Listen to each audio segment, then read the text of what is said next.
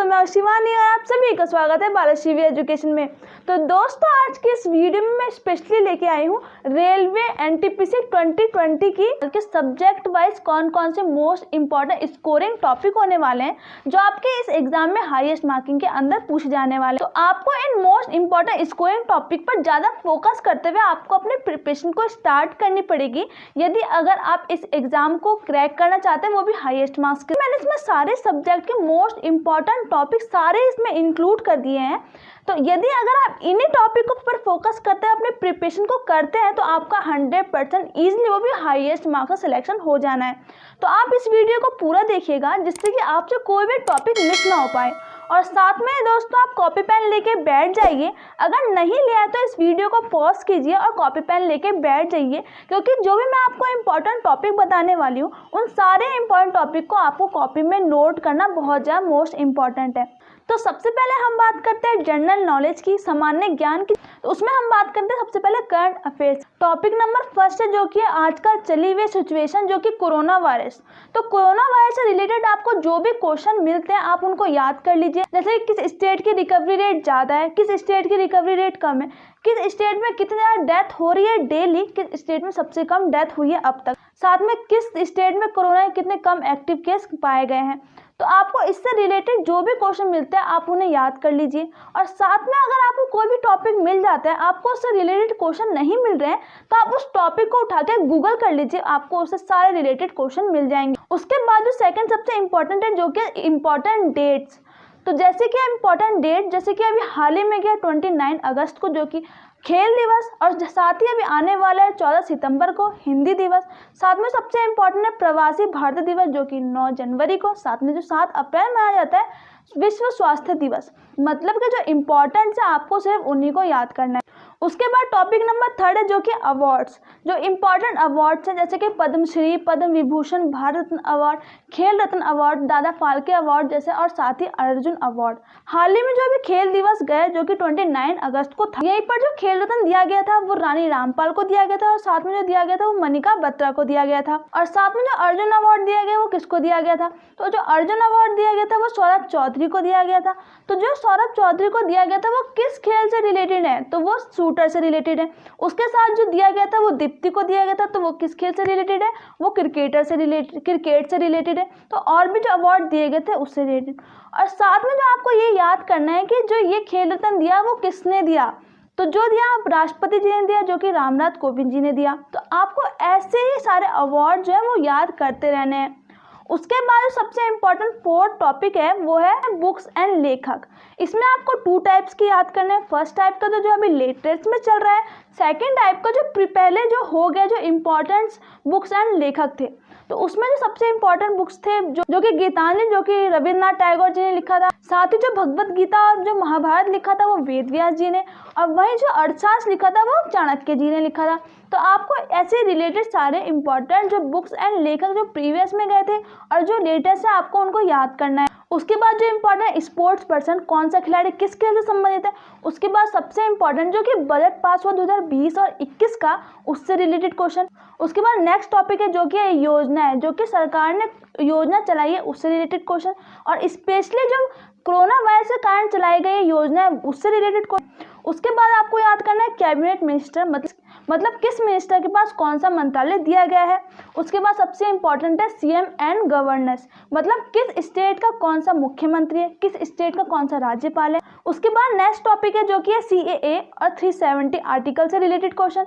उसके बाद जो इम्पोर्टेंट है जो कि डेथ, जैसे कि हाल ही में जो पूर्व राष्ट्रपति प्रणब मुखर्जी जी का निधन हुआ, तो उनसे रिलेटेड क्वेश्चन बन सकते हैं कि उनका जन्म कहाँ हुआ, उनकी डेथ कहाँ हुई, वो किस राज्य के थे, और साथ में सबसे इम्पोर्टेंट कि वो कौन से नंबर के राष्ट्रपति थे, उससे आगे के राष्ट्रपति कौन है जो कि अभी है, और उससे पहले के राष्ट्रपति कौन थे, उनसे रिलेटेड क्वेश्चन बहुत ज्यादा बनेंगे इस बार। और लास्ट और सबसे इम्पोर्टेंट जो कि है राम मंदिर से रिलेटेड क्वेश्चन, कि उनसे रिलेटेड जो भी आपको क्वेश्चन मिलते हैं वो आप याद कर लीजिए।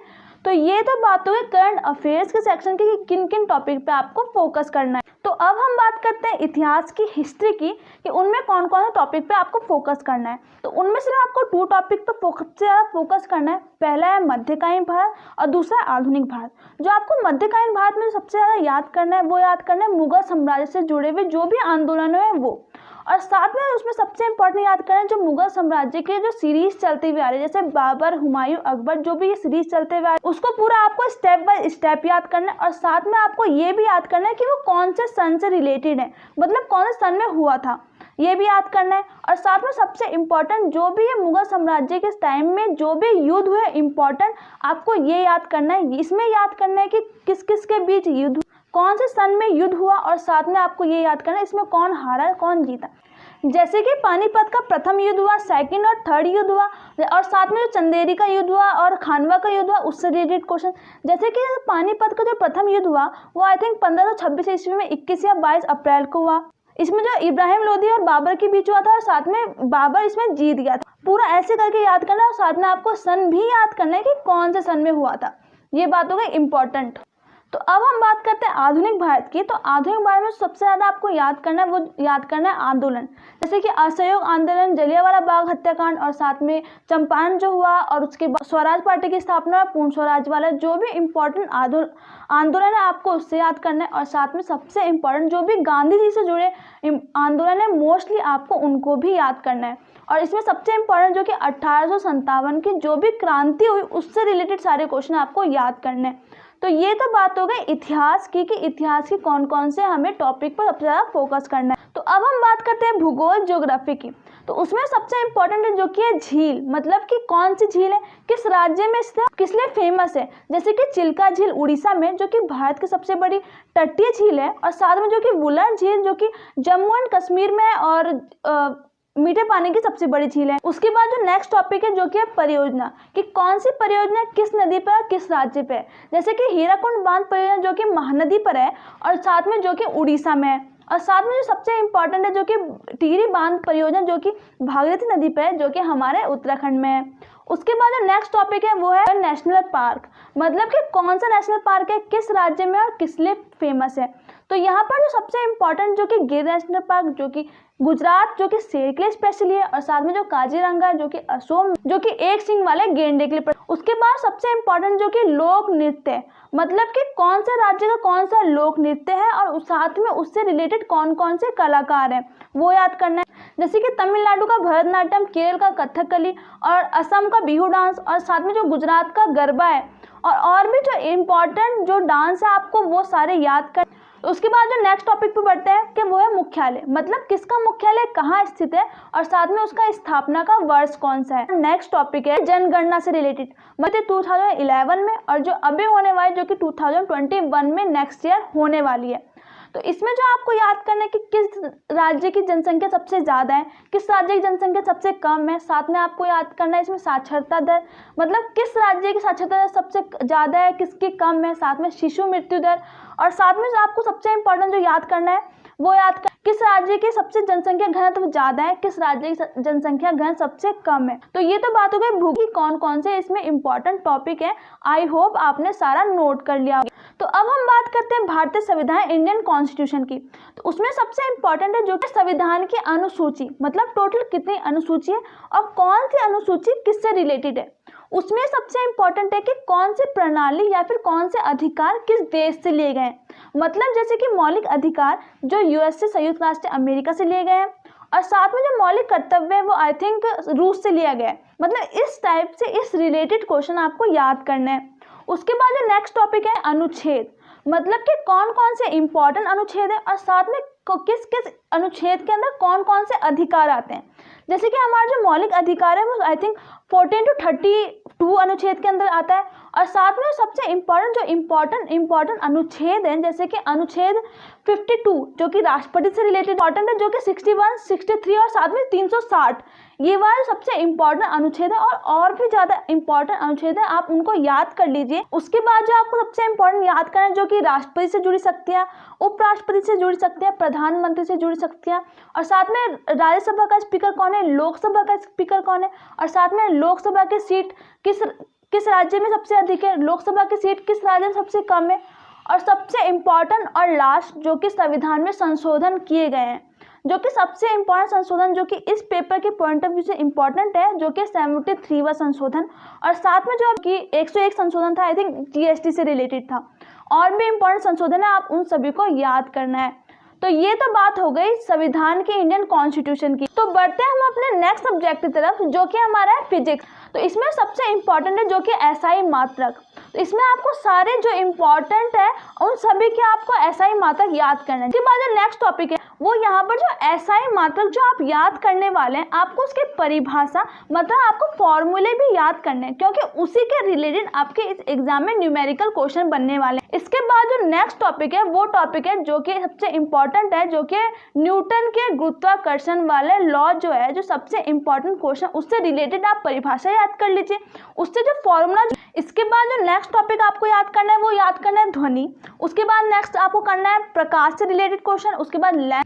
तो ये तो बात हो गई फिजिक्स की कि आपको फिजिक्स के किन किन टॉपिक्स पे आपको फोकस करना है। तो अब हम बात करते हैं रसायन विज्ञान, केमिस्ट्री। तो उसमें सबसे आपको इम्पोर्टेंट याद करना जो कि आवर्त सारणी से रिलेटेड क्वेश्चन है। मतलब कि जो मेंडलीव की आवर्त सारणी थी, तो मेंडलीव की आवर्त सारणी में कितने टोटल तत्व थे, जो कि 63 थे। साथ में मेंडलीव की आवर्त सारणी फेल क्यों हो गई। उसके बाद आपको याद करना है जो कि मोसले की आवर्त सारणी की, और उसके बाद आपको याद करना है डोबेनियस के ट्रायोड कौन कौन से थे और किन किन तत्वों के साथ उनके ट्रायोड थे। तो अब हम बात करते हैं नेक्स्ट टॉपिक की, जो कि है आवर्त सारणी में जो भी तत्व है वो उनकी स्थिति क्या है, मतलब वो कौन से ग्रुप में है, कौन से आवर्त में है, कौन से पीरियड में है, उससे रिलेटेड क्वेश्चन। उसके बाद जो आपको सबसे इंपॉर्टेंट याद करना है कि जो भी केमिकल रिएक्शन, कि केमिकल रिएक्शन कैसे कंप्लीट होती है, केमिकल रिएक्शन को हम कैसे पूरा करते हैं, कैसे कर पाते हैं, उस केमिकल रिएक्शन को सॉल्व कैसे करते हैं, इससे रिलेटेड क्वेश्चन जो कि सबसे इंपॉर्टेंट है, जो कि 100% आपके इस एग्जाम में आने वाला है। उसके बाद जो आपको सबसे इम्पॉर्टेंट याद करना है वो याद करना है जो परिभाषा है, जैसे कि क्लोरोफॉर्म, आयोडोफॉर्म, फॉर्मिक अम्ल और भी जो इम्पॉर्टेंट परिभाषा है उसको आपको पूरा याद करना है। और आपको इनमें से कोई भी टॉपिक नहीं छोड़ना है, क्योंकि ये सारे प्रीवियस ईयर पेपर में आपके आ चुके हैं और आपके इस बार 100% आने के चांसेस हैं। अब हम बात करते हैं नेक्स्ट टॉपिक का। तो नेक्स्ट टॉपिक है जो कि है पीएच वैल्यू। साथ में आपको याद करना है एसिड एंड बेस, और साथ में आपको सबसे इम्पॉर्टेंट जो आपके इस एग्जाम में आने के 100% चांस है वो है हमारे रासायनिक भाषा, और रासायनिक भाषा से रिलेटेड क्या उसके केमिकल फॉर्मूलाज। तो ये तो बात हो गई केमिस्ट्री की, रसायन विज्ञान के कौन कौन से इंपॉर्टेंट टॉपिक हैं।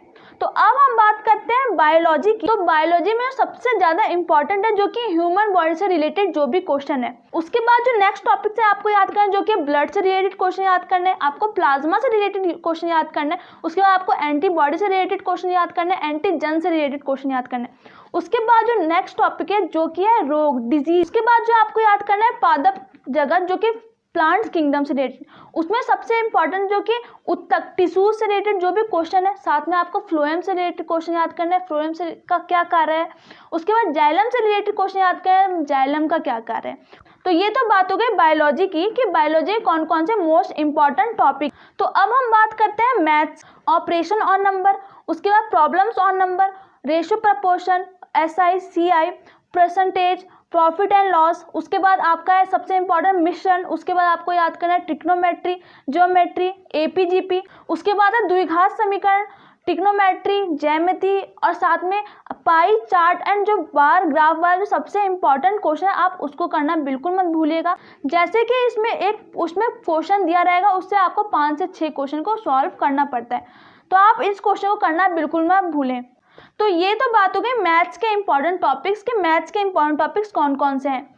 और साथ में अभी तक आपके जो भी समझ में नहीं आया वो अभी आप कमेंट बॉक्स में कमेंट करके पूछ लीजिए, जिससे कि आपको कोई प्रॉब्लम ना हो, जिससे कि आपके सारे के सारे डाउट क्लियर हो जाए और सारे इंपॉर्टेंट टॉपिक भी आपके समझ में आ जाए। तो अब हम बात करते हैं रीजनिंग की। तो जो रीजनिंग के जो इंपॉर्टेंट टॉपिक है वो है सांकेतिक भाषा, श्रृंखला, ब्लड रिलेशन, साथ में सिलॉजिज्म, पजल, वेन डायग्राम, तर्क निष्कर्ष।